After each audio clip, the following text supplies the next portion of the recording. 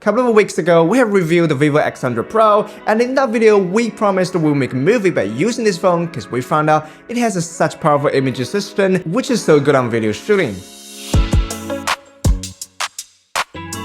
In case you haven't watched that video, I have posted a link in the comment section. Click and watch it because it's important. Back to today's video, we will dive into its camera system by putting it into practice so we can find out what does it really do. And that's the initial purpose of shooting a movie. But actually, we didn't quite figure out any good idea for the story. So instead of a movie, we came up with a different idea. That is to shoot an AD by using X100 PRO. And this is the product I'm talking about, a piece of a wet wipe. And the purpose of the video is very simple, to demonstrate the using scenario of this product. So how does the video looks like? Or can it accomplish the requirement of a commercial video? And most importantly, how much can it catch up the shooting ability on a real camera? Enough talking, hit the subscribe button, turn on the notification, and let's check it out.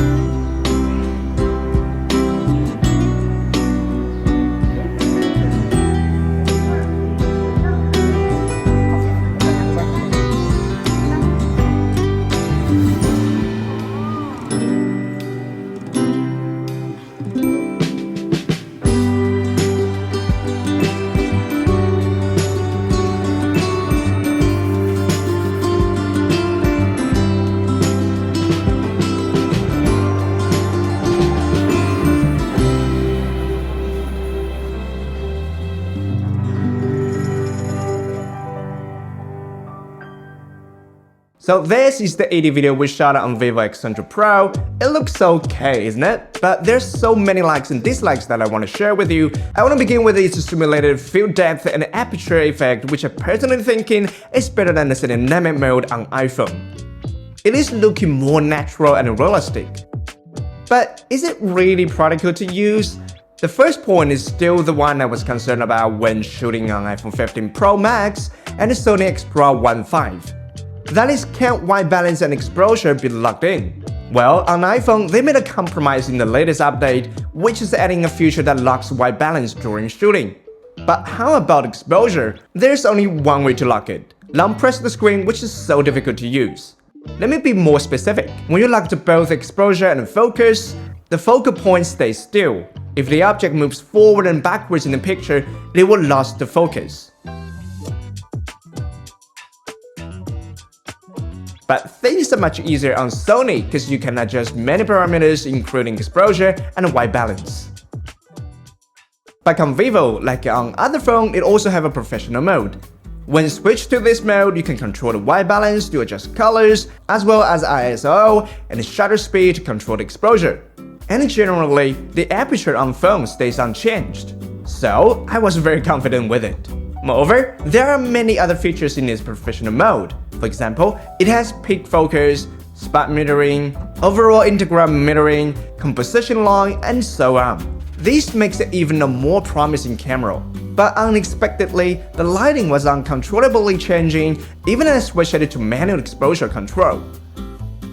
It was simulating all the time, not just the field depth, but also the light gathering. I had no idea what was going on.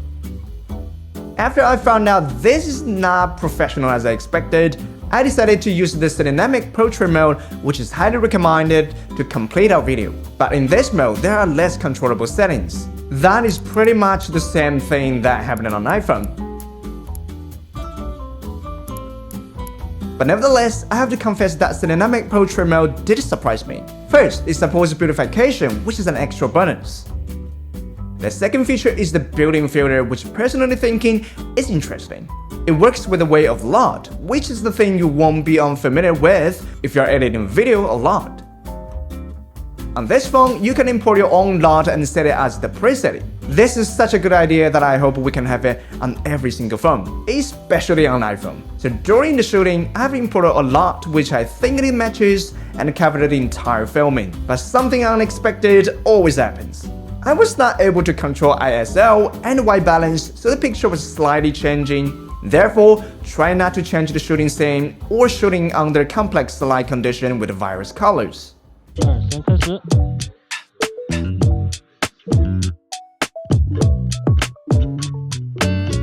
This phone has 3 focal lengths when shooting in dynamic portrait mode, which are 23mm, 46mm, and 100mm.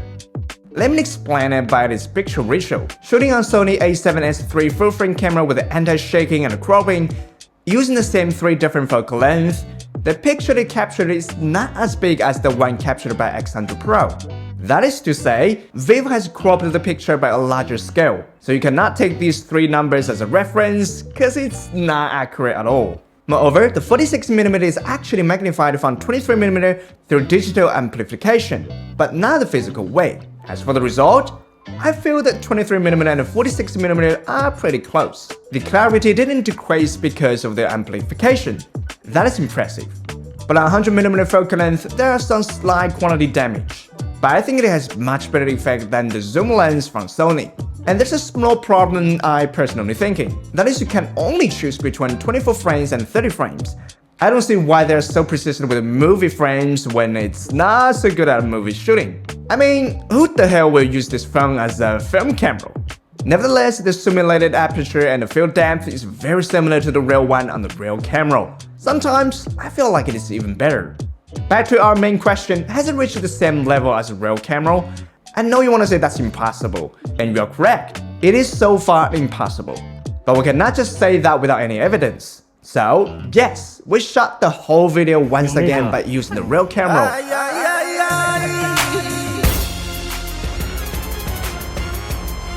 We tried to film by the same focal length, the same angle as we did on phone. But inevitably, it won't be 100% consistent, and we just tried our best. From the comparison, we can easily identify which one is simulated. The real field depth effect is way better than the simulation, especially after you zoom in the picture a bit. The loss on the hair and the calculation errors will be very obvious. Moreover, compared to larger CMOS camera, the picture quality on mobile phones has indeed decreased significantly, as well as the color gamut and latitude. This also limited the color adjustment in post-production. I even tried to cover it with LOD, which is to simulate the gray image as shooting a log. It did help a little bit in post-production, but the color gamut and latitude issues still exist. So how exactly is it on filming? VIVO has did a nice job on depth simulation, but when it comes to shooting experience, well, it is way behind the Sony Xperia 1.5. But if you compare it with iPhone, they are pretty much at the same level. Just a little reminder, everything I've mentioned in this video are based on a very personal subjective experience. So if you have a different opinion about it, I'm glad to see your thoughts below the video. At last, I sincerely recommend all the brands stop chasing the so-called dynamic mode, but instead add a built-in filming mode which include and preset all the complicated parameters like white balance, exposure, ISO, and shutter, because the amateur users wouldn't know how to adjust it, and whoever wants that advanced filming experience, I doubt that they would choose to film on a smartphone. I hope you enjoyed the video, and if you found the content useful or entertaining, please hit the subscribe button and turn on the notification, because your support matters a lot to us. Thanks for watching Test TV, a channel that always honest. See you in the next upload.